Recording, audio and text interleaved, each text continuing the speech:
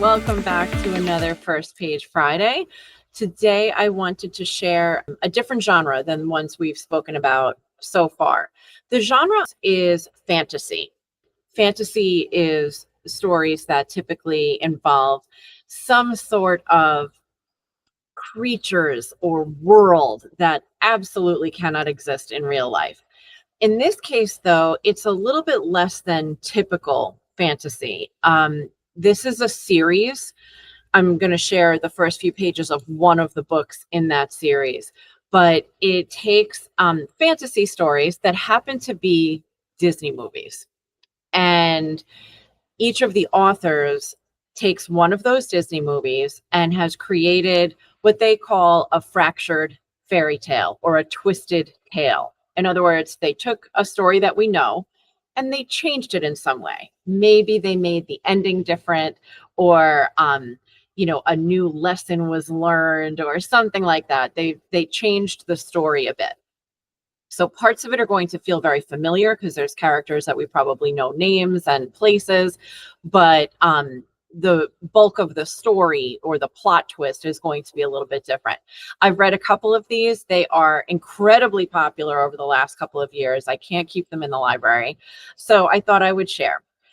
So the title I'll be reading the first few pages of today is a fantasy book. It's a twisted tale from that Disney Twisted Tale series, and this one is called Go the Distance.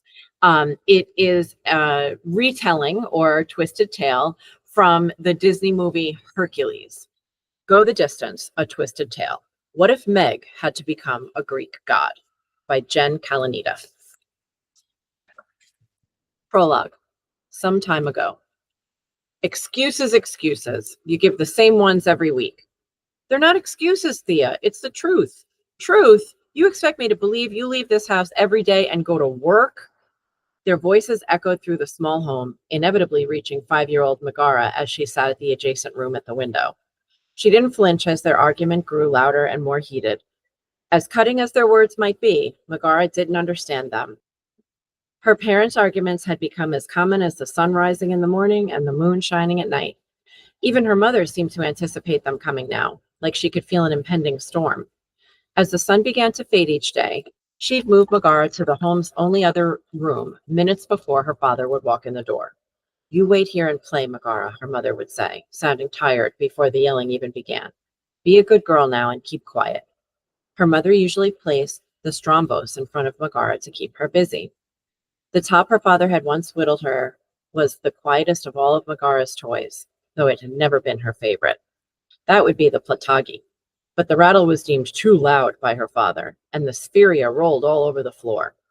One time her father had tripped over the marbles when he was walking through the room and yelled so loud Megara swore the walls rumbled. What she really wanted to play with was a doll with moving arms and legs like the ones she saw the girls at the market carrying, but somehow she knew not to ask for such an expensive gift. Most days her mother struggled to make enough from her mending to buy Megara milk. Where did you spend the money you made, Leonatos? We need it for the rent. Maya will be here any minute to collect. Megara rocked the Stombros back and forth between her thumb and index finger. I don't expect you to understand what it is like for me while you do nothing all day but sit here with her. Her? You mean your daughter? The child who is your spitting image? The one you all but ignore while I mend and clean for others to feed her since you can't? Megara gave her fingers a small twist and watched the top take off, spinning wildly across the windowsill, the colors in the wood melting into one.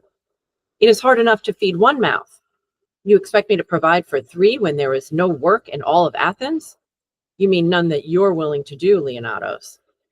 I see you when I bring Megara into the market. You stand around with those other louts all day, laughing and doing nothing, while I fight to buy her milk. Enough.